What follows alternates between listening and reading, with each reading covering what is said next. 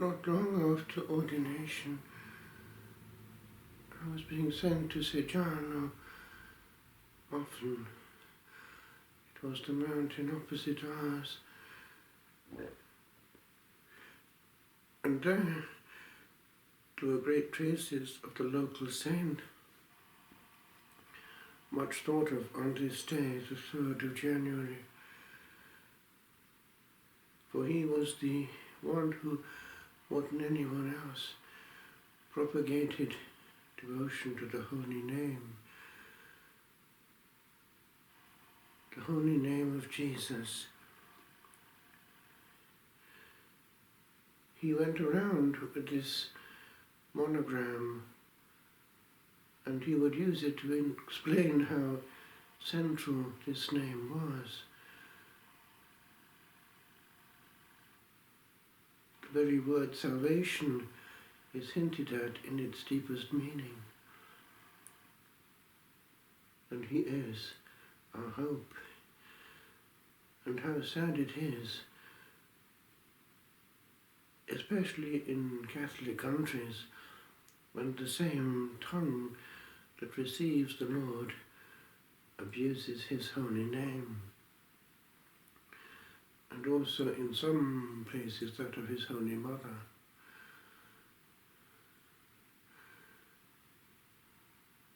We forget that the 10 Commandments still apply.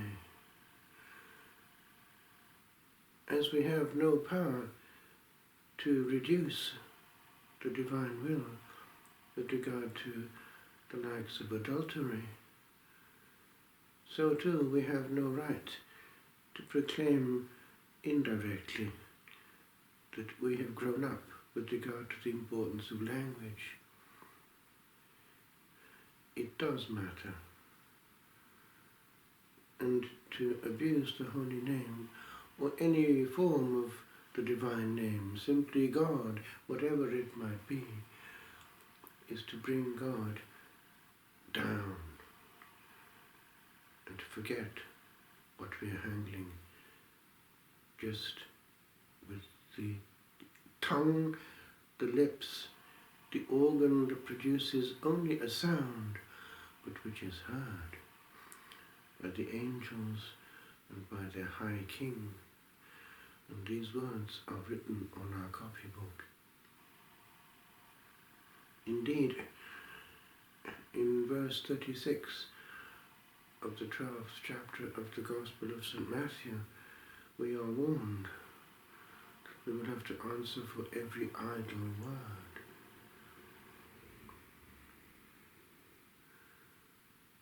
It is particularly sad when one goes to a reunion of consecrated people, professionals in the work of the Lord, proclaiming precisely the gospel of the Lord to the world, and finding there that there is commonplace abuse, and also bad language in general, for it is an extension of the same to use the tongue, that organ which is thrown to the Lord at Holy Communion, and even in the case of a priest, what consecrates the presence.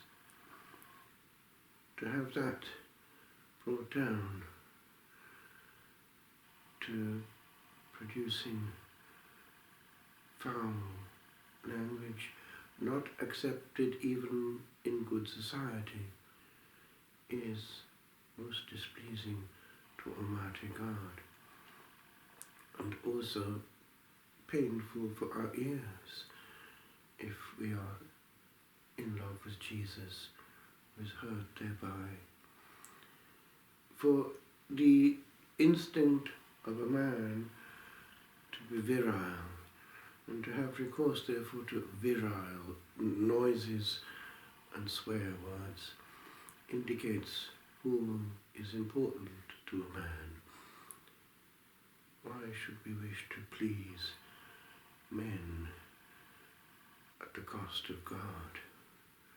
Who are we serving? And yet this is out there massively.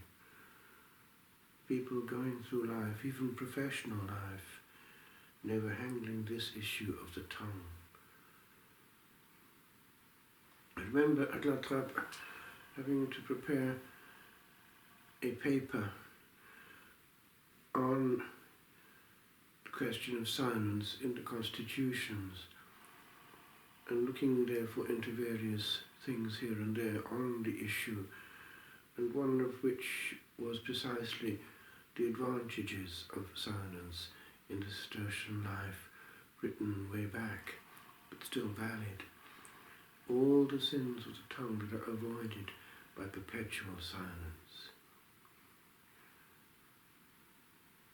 As time went on, I did notice that there were huge advantages in the pre-Monstratensian life, where the structure of the monastic life, at least at St Ultimo, was completely preserved, the strict silence in the house.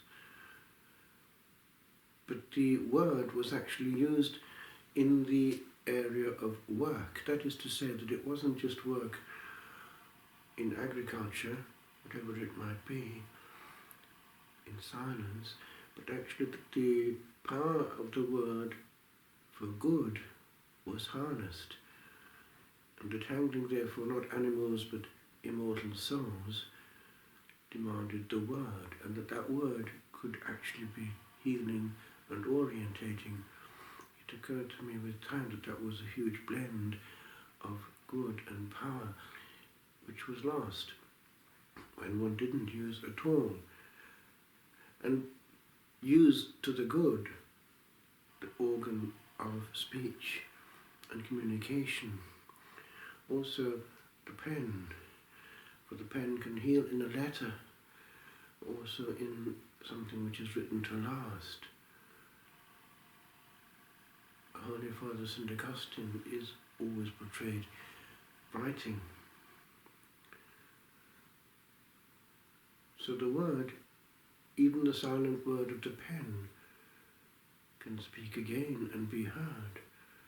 For Augustine is long dead, but he is still heard loud and clear in the divine office, and even in translation his rhetorical gems still come through. Questions. These are words well used. And also we know that the likes of William Shakespeare used the pen very well. He kept a low profile, but he was a Catholic and died one, we know that. And he did his work discreetly, using the pen to proclaim actually, in his own way, the unchanging truth of the faith. And he will always be heard, because what is of value, usually with time, is recognized as such. But there are too many words in our time, and too many things easily produced. Words are like leaves, and where they most abound, much depth of sense beneath is seldom to be found.